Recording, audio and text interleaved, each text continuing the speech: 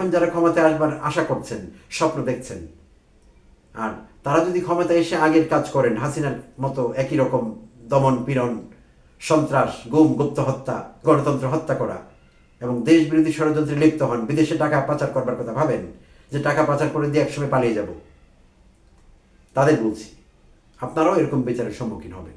বিচার যখন একবার শুরু হয়েছে, খেদানো যখন একবার শুরু হয়েছে, মসনদে লাথি মারা যখন আমরা দিয়ে শুরু করেছি, আমরা আর থামবো না। আমাদের এই প্র্যাকটিস চলতেই থাকবে এবং আমরা চালাতেই থাকবো। লেস্ট উই শুড ফরগেট, পাছে আমরা ভুলে যাই, তাই এই প্র্যাকটিস আমরা ছাড়বো না। The message is clear to the nation. বাংলাদেশের ইতিহাসে এই প্রথম একটি নজিরবিহীন ঘটনা ঘটে গেল গতকাল বাংলাদেশে। প্রিয় দর্শক, আসসালামু আলাইকুম এবং অনেক অনেক শুভকামনা সবার জন্যে। বলছিলাম আন্তর্জাতিক অপরাধ ট্রাইব্যুনাল আর ইন্টারন্যাশনাল ক্রাইমস ট্রাইব্যুনালে শেখ হাসিনার বিচার শুরু হওয়ার কথা। ইতিমধ্যে আপনারা জেনে ফেলেছেন প্রিয় দর্শক, গতকাল 12টার একটু পরে চিফ প্রসিকিউটর জনাব তাজুল ইসলাম আন্তর্জাতিক অপরাধ ট্রাইব্যুনালে শেখ হাসিনার বিরুদ্ধে যে জুলাই গণহত্যা বিচার শুরু হয়েছিল সেই বিষয়ে ফর্মাল চার্জশিট পেশ করেন জনাব তাজুল ইসলাম সভাপতির কাছে, ট্রাইব্যুনালের বিচারপতি গোলাম মর্তুজার কাছে। আর তার মাধ্যমে শুরু হয় হাসিনার বিচার। তো শুধু হাসিনা নন, তার সঙ্গে আরো দুজন আছেন। সাবেক স্বরাষ্ট্রমন্ত্রী কামাল, আসাদুজ্জামান খান কামাল, আর ছিলেন পুলিশের প্রধান চৌধুরী আবদুল্লাল মামুন। তো এই তিনজনের বিচার কাজ শুরু হয় গতকাল আনুষ্ঠানিক চার্জশিট গ্রহণ করবার বা দাখিল করবার মাধ্যমে। আর যে বিষয়টি বলছিলাম যে নজিরবিহীন একটি ঘটনা ঘটে গেল, আর সেই নজিরবিহীন ঘটনাটি হলো বাংলাদেশের বিচার বিভাগের ইতিহাসে এই প্রথম যে কোনো বিচার কার্য লাইভ সম্প্রচার করা হচ্ছে। বিটিভিতে লাইভ সম্প্রচার করা হয়, আর তার মাধ্যমে সারা বিশ্ব দেখতে পেল যে বাংলাদেশে একটি বিচার কার্য লাইভ টেলিকাস্ট করা হচ্ছে। আগে কখনো এমনটি ঘটেনি, কারণ আসলে যারা বিচার কার্য চালিয়েছেন এরকম চাঞ্চল্যকর বিভিন্ন বিচার, তারা হয়তো বিষয়টি নিরপেক্ষতা নিয়ে সেইভাবে ভাবেননি। আর এখন অন্তর্বর্তীকালীন সরকার দেশে আছে, ক্ষমতায় আছে, আর তার প্রধান হলেন অধ্যাপক ডক্টর মোহাম্মদ ইউনূস। আর তিনি চেয়েছেন যে হাসিনার বিচারটি নিরপেক্ষ একটি বিচার হোক, যাতে কারো কোনো মহলের কোনো প্রশ্ন না থাকে বিচারের নিরপেক্ষতা নিয়ে। তেমনি একটি ফেয়ার ট্রায়াল তিনি চেয়েছেন। তিনি বেশ কয়েকবার উল্লেখ করেছেন গত কয়েক মাসে যে একটি ন্যায় বিচার হবে। হাসিনাও ন্যায় বিচার ডিজার্ভ করেন, প্রত্যেকে ন্যায় বিচার ডিজার্ভ করেন, so Hasina is no exception. তিনি কয়েকবার উল্লেখ করেছেন, আর তার প্রমাণ আমরা পেলাম যে গতকাল লাইভ টেলিকাস্ট করা হলো। তো এটি বাংলাদেশে নজিরবিহীন একটি ঘটনা ঘটে গেল বিচার বিভাগে। আর আমি একটি পত্রিকার রিপোর্ট দৈনিক আমার দেশ থেকে কিছু অংশ আপনাদের পড়ে শোনাবো। আমি অনুরোধ করব সবাইকে একটু ধৈর্য রাখতে। আপনারা হয়তো ইতিমধ্যে জেনেছেন বিষয়টি সম্পর্কে, কিন্তু আমি একটু ডিটেইলে বলবার চেষ্টা করব এবং আমার পার্সপেক্টিভও থাকবে বিভিন্ন জায়গায়, আমি কি ভাবছি বিভিন্ন বিষয়। তো প্রথমে আমি বিচারের হাইলাইটস কিছু বলতে চাচ্ছি। এখানে 4টি হাইলাইটস দিয়ে শুরু করব। 8,500 পৃষ্ঠার অভিযোগপত্র দাখিল। 8,500 পৃষ্ঠা ছিল টোটাল সংখ্যা। এই হাসিনা বিরোধী যে বিচারটি, সেটি 8,500 পৃষ্ঠা। দেশের ইতিহাসে প্রথম বিচার কার্য সরাসরি সম্প্রচার। 1,500 শহীদ, আহত 2,500, সাক্ষী 81 জন। গ্যাং অফ 4 পর্ষদ ছিল ফেসিস্ট শেখ হাসিনার। গ্যাং অফ 4, 4 জন লোক তাকে সবসময় কুমন্ত্রণা দিত। সেই 4 জনকে বলা হচ্ছে গ্যাং অফ 4। আমরা একটু এগিয়ে দেখব তারা কারা এবং কি বিষয়টি। তো গণ অভ্যুত্থানে ক্ষমতাচ্যুত প্রধানমন্ত্রী শেখ হাসিনার বিরুদ্ধে আন্তর্জাতিক অপরাধ ট্রাইব্যুনালে বিচার শুরু হয়েছে। গত বছরের জুলাই আগস্টে ছাত্র জনতার উপর চালানো গণহত্যা ও মানবতা বিরোধী অপরাধের মামলায় তার বিরুদ্ধে আনুষ্ঠানিকভাবে চার্জ গঠনের মাধ্যমে এই প্রক্রিয়া শুরু হলো। এর আগে গতকাল রোববার ট্রাইব্যুনালের চেয়ারম্যান বিচারপতি মোহাম্মদ গোলাম মর্তুজা মজুমদারের কাছে ফর্মাল চার্জশিট দাখিল করেন চিফ প্রসিকিউটর তাজুল ইসলাম। অভিযোগপত্র আমলে নিয়ে শেখ হাসিনার বিষয়ে আনুষ্ঠানিক কার্যক্রম শুরু করেন 3 সদস্যের ট্রাইব্যুনালের বিচারপতিরা। পুরো প্রক্রিয়াটি সরাসরি বাংলাদেশ টেলিভিশন এবং সামাজিক যোগাযোগ মাধ্যমে আন্তর্জাতিক অপরাধ ট্রাইব্যুনালের পেইজে সরাসরি প্রচার করা হয়। আদালত থেকে বিচারের লাইভ টেলিকাস্ট দেশের ইতিহাসে এই প্রথম।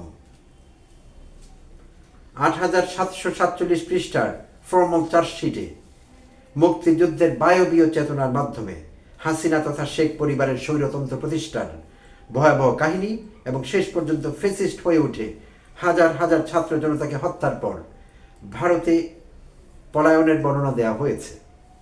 অভিযোগপত্রে শেখ হাসিনার বিরুদ্ধে 5টি প্রধান অভিযোগ আনা হয়েছে। সাক্ষী রাখা হয়েছে 81 জনকে। জুলাই গণহত্যায় 1,500 শহীদ আর 2 সহস্রাধিক আহতের দায় হাসিনা ও তার সহযোগীদের দেওয়া হয়।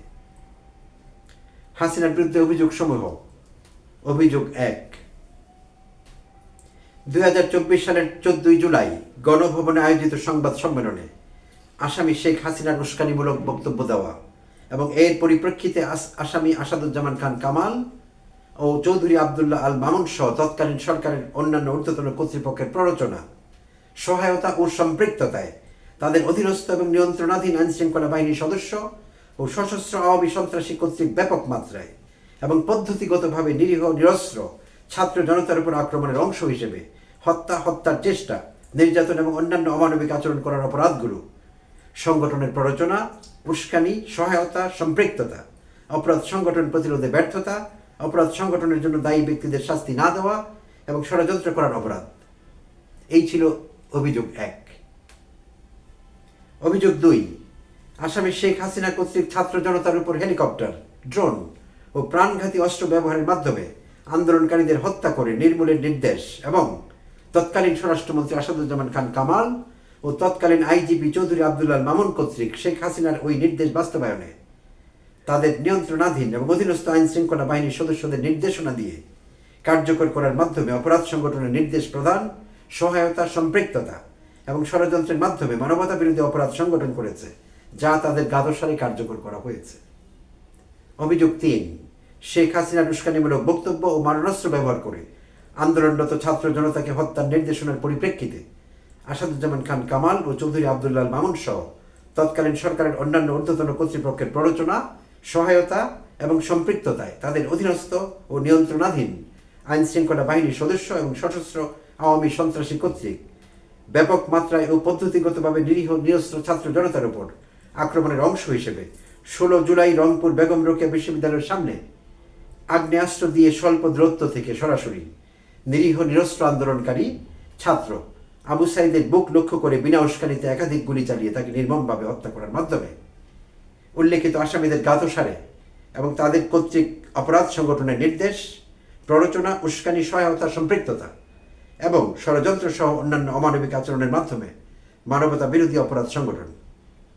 অভিযোগ 4, শেখ হাসিনার উস্কানিমূলক বক্তব্য এবং মারণাস্ত্র ব্যবহার করে আন্দোলনরত ছাত্র জনতাকে হত্যার নির্দেশনার পরিপ্রেক্ষিতে আসাদুজ্জামান খান কামাল ও চৌধুরী আবদুল্লাহ মামুন সহ তৎকালীন সরকারের অন্যান্য ঊর্ধ্বতন কর্তৃপক্ষের প্ররোচনা, সহায়তা ও সম্পৃক্ততায় তাদের অধীনস্থ ও নিয়ন্ত্রণাধীন আইন শৃঙ্খলা বাহিনীর সদস্য এবং সশস্ত্র আওয়ামী সন্ত্রাসী কর্তৃক ব্যাপক মাত্রায় ও পদ্ধতিগতভাবে নিরীহ নিরস্ত্র ছাত্র জনতার উপর আক্রমণের অংশ হিসেবে 2024 সালের 5 আগস্ট ঢাকা মহানগরীর চানখারপুল এলাকায় আন্দোলনরত নিরস্ত্র ছাত্র জনতার উপর তৎকালীন সরকারের আইন শৃঙ্খলা রক্ষা বাহিনীর সদস্যদের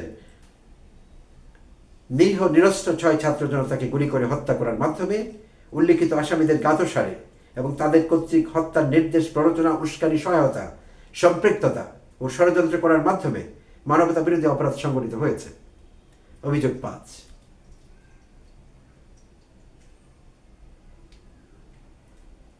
আক্রমণের অংশ হিসেবে নিরীহ নিরস্ত্র ছাত্র জনতার উপর আক্রমণের অংশ হিসেবে 5 আগস্ট 2024 ঢাকা জেলার আশুলিয়া থানার সামনে এবং আশপাশ এলাকায় আন্দোলনরত নিরস্ত্র ছাত্র জনতার উপর তৎকালীন সরকারের আইন শৃঙ্খলা রক্ষাকারী বাহিনীর সদস্যদের কর্তৃক নিরীহ নিরস্ত্র 6 ছাত্র জনতাকে গুলি করে তাদের মধ্যে 5 জনের মরদেহ এবং 1 জনকে জীবিত ও গুরুতর আহত অবস্থায় আগুনে পুড়িয়ে দেওয়ার অপরাধ সংঘটিত হয়। এই ধরনের হত্যার নির্দেশ, প্ররোচনা, উস্কানি, সহায়তা, সম্পৃক্ততা এবং ষড়যন্ত্র সহ অন্যান্য অমানবিক আচরণ করার মাধ্যমে মানবতা বিরোধী অপরাধ সংঘটিত হয়েছে। তো এই ছিল 5টি প্রধান অভিযোগ। শেখ হাসিনা এবং তার সহযোগী যে দুজনের নাম বললাম, সাবেক স্বরাষ্ট্র গুন্ডা, যদিও লোকেরা তাকে স্বরাষ্ট্রমন্ত্রী বলে, আমি বরাবরই তাকে সাবেক স্বরাষ্ট্র গুন্ডা বলতাম, আসাদুজ্জামান খান কামাল এবং পুলিশের আইজিপি চৌধুরী আব্দুল্লাহ মামুন। 16 জুন হাসিনা সহ পলাতক আসামিদের ট্রাইব্যুনালে হাজিরের নির্দেশ। আন্তর্জাতিক অপরাধ ট্রাইব্যুনালের চেয়ারম্যান বিচারপতি মোহাম্মদ গোলাম মর্তুজা মজুমদার গতকাল আনুষ্ঠানিক চার্জ হাতে পাওয়ার পর শেখ হাসিনা সহ পলাতক আসামিদের আগামী 16 জুন ট্রাইব্যুনালে হাজির হওয়ার নির্দেশ দেন।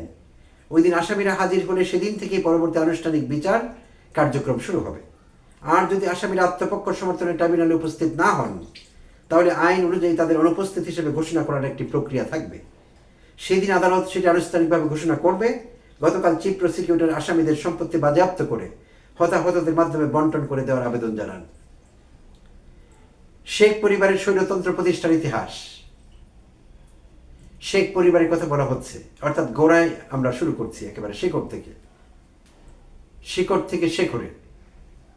ট্রাইব্যুনালের প্রসিকিউটর মিজানুল ইসলাম ফর্মাল চার্জশিটে স্বাধীনতা পরবর্তী সময় থেকে ধীরে ধীরে শেখ মুজিব এবং তার পরিবারের স্বৈরতন্ত্র প্রতিষ্ঠার ভয়াবহ লিখিত বক্তব্য পাঠ করেন। স্বাধীনতা পরবর্তী 73-এর প্রথম সংসদ নির্বাচনে বিরোধী দলগুলোতে হারাতে আওয়ামী লীগের ব্যাপক কারচুপি, বিশেষ করে মেজর জলিলকে হারাতে আওয়ামী লীগের ন্যাক্কারজনক কর্মকাণ্ড বাংলার মানুষ আজও ভুলেনি বলে তিনি উল্লেখ করেন। পরবর্তীতে রক্ষী বাহিনী গঠন এবং তাদের অপকর্মের দায় মুক্তি, 74-এর ভয়াবহ দুর্ভিক্ষ, বাকশাল প্রতিষ্ঠা সহ 3টি বাদ দিয়ে সব মিডিয়া নিষিদ্ধের মাধ্যমে শেখ মুজিবের স্বৈর শাসক হবার ধারাবাহিক ঘটনা বর্ণনা করেন। মুক্তিযুদ্ধের চেতনার মাধ্যমে ঘৃণার রাজনীতির প্রচলন। ট্রাইব্যুনালের ফর্মাল চার্জের বর্ণনায় চিফ প্রসিকিউটর বলেন, আওয়ামী লীগ 71-এর পর থেকে মুক্তিযুদ্ধের সোল এজেন্ট দাবি করে প্রথম থেকেই বায়বীয় এই চেতনাকে ইসলাম বিরোধী হিসেবে প্রতিপন্ন করে কথায় কথায় প্রতিপক্ষ বিরোধী দলকে রাজাকার সহ নানা ঘৃণাবাচক উক্তির মাধ্যমে বাংলাদেশে আওয়ামী লীগ ও শেখ হাসিনা ঘৃণার রাজনীতির মাধ্যমে দেশে বিভাজনের প্রচলন তৈরি করেন। গ্যাং অফ 4 পর্ষদ ছিল হাসিনার। ট্রাইব্যুনালের তদন্তে হাসিনার 4 বরকন্দাজের গ্যাং অফ 4 হয়ে ওঠার কাহিনী উঠে এসেছে। হাসিনাকে ফেসিস্ট বানানোর পেছনে তাদের ছিল মূল ভূমিকা। কুখ্যাত এই 4 ব্যক্তি হলেন আওয়ামী লীগের সাধারণ সম্পাদক ও সেতুমন্ত্রী ওবায়দুল কাদের, সাবেক স্বরাষ্ট্রমন্ত্রী আসাদুজ্জামান খান কামাল, বেসরকারি বিনিয়োগ বিষয়ক উপদেষ্টা সালমান এফ রহমান ও সাবেক আইনমন্ত্রী আনিসুল হক। তাদের প্রত্যক্ষ মদতে হাসিনা হয়ে ওঠেন ফ্যাসিস্ট। তাদের পরামর্শে দেশ জুড়ে শেখ মুজিবের মূর্তি তৈরি, মুজিব কর্নার, স্কুল কলেজ, রাস্তাঘাট, ব্রিজ, কালভার্ট সবকিছুতেই মুজিব ও শেখ পরিবারের নাম যুক্ত করা হয়। তো এই ছিল আনুষ্ঠানিক আলোচনা জুলাই গণহত্যার বিচারে শেখ হাসিনাকে আসামি করে এবং বাকি 2 জনের যে বিচার শুরু হয়েছে গতকাল, সেই বিষয়ে আনুষ্ঠানিক আলোচনা ছিল এতক্ষণ। অর্থাৎ সেখানে আনুষ্ঠানিকভাবে যেরকম পেশ করা হয়েছে ট্রাইব্যুনালের ভাষায় এতক্ষণ বলছিলাম বা পড়ছিলাম অ্যাজ ইট ইজ। তো এটি নিয়ে এখন বিশ্লেষণ করা যেতে পারে একটু। তো প্রথমে আসি নজিরবিহীন সেই ঘটনা যে বাংলাদেশের বিচার বিভাগের ইতিহাসে প্রথমবারের মতো কোনো একটি বিচার কার্যক্রমকে লাইভ টেলিকাস্টের আওতায় আনা হলো। আর কখনো এটি ঘটেনি। তো এখন কথা হলো, এটি কি বাংলাদেশেই প্রথম ঘটেছে? না, পৃথিবীর অন্যান্য দেশেও ঘটেছে। যতদূর জানতে পারি 20-21টি দেশে আগেও এমন 20-21টি বিচার কার্যে লাইভ টেলিকাস্ট করা হয়েছিল, যেটি সারা বিশ্বের মানুষ টেলিভিশনে দেখতে পেয়েছে। তো এর মধ্যে একটু পেছনে ফিরে যেতে হবে। অতীতে, সুদূর অতীতে ঘটেছিল 1945 পরবর্তী, অর্থাৎ দ্বিতীয় বিশ্বযুদ্ধের পরবর্তী সময়ে জার্মানিতে যে ট্রায়াল হয়েছিল হিটলারকে বিচার করবার জন্য, হিটলারের বিরুদ্ধে নাজি পার্টির বিচার করবার জন্য নুরেমবার্গ ট্রায়াল নামে খ্যাত সেই ট্রায়ালটি, নুরেমবার্গ ট্রায়াল। তো তখনও কিন্তু সেই এত আগে 1945 সনে জার্মানিতে নিরপেক্ষতা প্রমাণ করবার জন্য যে বিচার কার্য নিরপেক্ষভাবে হচ্ছে, কোনো প্রতিহিংসা হিটলারের প্রতি বা অন্য কারোর প্রতি চরিতার্থ করা হচ্ছে না, সেই 1945-এর সেই বিচারটি, নুরেমবার্গ ট্রায়ালটি লাইভ টেলিকাস্ট করা হয়েছিল। আর তারপর ইদানিংকালে আমাদের সময়ে সাদ্দাম হোসেনের বিচার কার্য লাইভ টেলিকাস্ট করা হয়েছিল। আর মিশরের মুরসি, আরেক স্বৈরশাসক ছিলেন মুরসি, তার বিচারটিও কিন্তু লাইভ টেলিকাস্ট করা হয়েছিল। তো এরকম 20-21টি ঘটনা আমরা জানতে পারি যেখানে বিচার কার্যকে গুরুত্ব বিবেচনায় লাইভ টেলিকাস্ট করা হয়। তো আমাদের এইটিও সারা বিশ্ব নজর রাখছে নিঃসন্দেহে, আমি জানি এবং আপনারাও জানেন। হাসিনার বিচার বলে কথা, সারা বিশ্ব স্তম্ভিত হয়ে গেছিল হাসিনা যখন এই দেশের মানুষের কণ্ঠ রোধ করেছিল। হাসিনা যখন নমরুদ রূপে, হাসিনা যখন হিটলার রূপে, মুসলিনী রূপে এই দেশে হাজির হয়েছিল, নিজের আধিপত্য বজায় রেখেছিল সর্বত্র এবং সমস্ত বিরোধী কণ্ঠকে দমন করেছিল, পীড়ন করেছিল। গুপ্ত হত্যায় মেতে উঠেছিল, গুম করেছিল, ষড়যন্ত্র করেছিল, রাষ্ট্রবিরোধী কর্মকাণ্ডে লিপ্ত ছিল, দেশের স্বার্থ বিকিয়ে দিয়েছিল ভারতের কাছে। এইসব অপরাধগুলো যখন হাসিনা করে তুলেছিল বছরের পর বছর, সারা বিশ্ব তাক লেগে দেখছিল সেগুলো, এবং বিভিন্ন জায়গা থেকে প্রতিবাদ হয়েছে। সমস্ত মানবাধিকার সংগঠন প্রতিবাদ করেছে, নোবেল জয়ীরা প্রতিবাদ করেছে, চিঠি লিখেছে হাসিনাকে এসব মানবতা বিরোধী কর্মকাণ্ড থেকে বিরত থাকবার জন্য। হাসিনা প্রত্যেককে বৃদ্ধাঙ্গুলি দেখিয়েছে, তুচ্ছ তাচ্ছিল্য করেছে প্রত্যেকটি সংস্থাকে, প্রত্যেকটি মানবাধিকার সংস্থাকে, প্রত্যেকটি বিদেশি ইন্টারভেনশনকে। আমি এখানে ইন্টারফিয়ারেন্স বলতে পারছি না, কারণ তারা ভালো উদ্দেশ্যে এখানে এসে বা না এসে চিঠি লিখে বিভিন্ন মাধ্যমে হাসিনাকে তারা সঠিক রাস্তা দেখাবার চেষ্টা অনেকে করেছিলেন। তো এটি ছিল একটি ইন্টারভেনশন, ইনোসেন্ট ইন্টারভেনশন। হাসিনা এটিকে ইন্টারফিয়ারেন্স মনে করতেন, এবং ইন্টারফিয়ারেন্স হিসেবে তিনি দেখাবার চেষ্টা করতেন যে বিদেশিরা ইন্টারফিয়ার করছে স্টেট অ্যাফেয়ারে। তো আসলে হাসিনা আমাদের জানতেন না যে ইংরেজিতে দুটো শব্দ আছে আলাদা আলাদা, একটি হলো ইন্টারফিয়ারেন্স আর একটি হলো ইন্টারভেনশন। আমরা যখন কোনো খারাপ কাজ বলতে কারো কোনো কাজে হস্তক্ষেপ করি অযাচিতভাবে, তখন সেটাকে আমরা বলি ইন্টারফিয়ারেন্স। আর ভালো কাজে কাউকে সাহায্য করবার জন্য, সঠিক রাস্তা দেখাবার জন্য আমরা যখন এগিয়ে যাই সাহায্য করবার মানসিকতা নিয়ে, তখন আমরা এটাকে বলি ইন্টারভেনশন। তো হাসিনার সমস্ত ইন্টারভেনশনগুলোকে ইন্টারফিয়ারেন্স মনে করতো এবং সেইভাবে দেখাবার চেষ্টা করতো। আর হাসিনার লেসপেন্সারেরা, যাদের কথা বললাম, মূলত এই প্রধান চারজন, আরও অনেকেই আছেন, তার মন্ত্রী পরিষদের সদস্যরা, এমপিরা, প্রত্যেকে উদগ্র প্রতিযোগিতায় লিপ্ত হয়েছিলেন কে কাকে হাসিনার সামনে খুব বেশি বড় মোসাহেব প্রমাণ করতে পারেন, খুব বেশি বসংবাদ প্রমাণ করতে পারেন, খুব বেশি লয়াল প্রমাণ করতে পারেন। একটি উদগ্র প্রতিযোগিতা আমরা লক্ষ্য করেছি হাসিনার এমপি মন্ত্রীদের মধ্যে। তো এর মধ্যে এই চারজন একেবারে উল্লেখ করবার মতো তাদের কর্মকাণ্ড আপনাদেরও জানা আছে প্রিয় দর্শক। তো এই বিচার কার্য নিয়ে অনেক কথা বিভিন্ন মহলে চলছিল যে ন্যায় বিচার হবে কিনা। অধ্যাপক ইউনূস তো হাসিনার ব্যাপারে নিশ্চয়ই গ্রাস পোষণ করবেন, কারণ হাসিনা তাকে অনেক ভুগিয়েছে, প্রতিহিংসা চরিতার্থ করতে পারেন, হাসিনা ন্যায় বিচার পাবে না, এরকম কথা আমি শুনেছি বিভিন্ন জায়গায়, আমি নিজের কানে শুনেছি, চায়ের দোকানে, এখানে ওখানে। সো আমি কিছু কথার লোকের সঙ্গে এনগেজ করে আমি প্রতিবাদও করেছি। আমি তাদের বলেছি যে অধ্যাপক ইউনূস ক্ষমতায় আছেন, তাই তিনি বিচার কার্যে হস্তক্ষেপ করবেন না, করবার কোনো প্রশ্নই আসে না, আর সেটি আমরা দেখছি না। আর তার প্রমাণ হলো গতকালকের সেই লাইভ সম্প্রচার। এখন লাইভ সম্প্রচারের মাধ্যমে সবাই দেখতে পেল এবং দেখতে পাবে। আগামী দিনের প্রোগ্রামগুলো লাইভ হবে বলে আমি বিশ্বাস করি, এবং মানুষ সারা পৃথিবীব্যাপী জানতে পারবে আসলে কি হচ্ছে। এবং যারা আওয়ামী সিম্পেথাইজার আছেন, হাই হাসিনা করেন, দুই বেলা বুক চাপড়ান এবং আপনাদের বুকটা ফাইটটা যায় যাদের, তাদের কথা বলছি, আফসোস করবার কোনো কারণ নেই, আপনাদের আফা ন্যায় বিচার পাবে। আর সেই ন্যায় বিচারই তার, আমার ধারণা, আমি জানি না, এটি বিচারকের কথা তো আমি বলতে পারি না, কিন্তু সাধারণ মানুষ হিসেবে আমরা ধারণা করছি এবং আমরা প্রত্যাশা রাখছি যে হাসিনার যাতে একাধিকবার ফাঁসির আদেশ হয়। কার্যকর করা যাবে একবারই, বাট আমরা চাচ্ছি রায় ঘোষণা হোক একাধিকবার, আর যাবজ্জীবন কারাদণ্ড তাকে দেওয়া হোক কয়েকশো বছর, যেটি পশ্চিমে আমরা দেখি 400, 500, 1000 বছর কারাদণ্ড দেওয়া হয়। তো হাসিনার সর্বোচ্চ বিচার আমরা আশা করি, এবং যারা ভিকটিম সরাসরি জুলাই অগাস্ট আন্দোলনে আহত হয়েছেন, পঙ্গু হয়েছেন, তারা প্রত্যাশা করে, তারা আসলে চাতক পাখির মতো চেয়ে আছে সামনের দিকে যে হাসিনার বিচারটি কবে হবে, রায়টি কবে কার্যকর হবে। আমরাও চাচ্ছি হাসিনার বিচার হোক। আর আর এই বিচার কিন্তু এই চিফ প্রসিকিউটর বলেছেন যেখানে কোনো প্রতিহিংসার বিষয় নেই, এখানে জেদ করে বা আবেগের বসে কিছু করা হচ্ছে না, এটি আগামী দিনের জন্য একটি মেসেজ, এবং এটি আমাদের প্রতিজ্ঞা, আগামী প্রতিজ্ঞা। আর এই বিচার অনেকের জন্য আমি মনে করি আই ওপেনার হিসেবে কাজ করতে পারে, করা উচিত।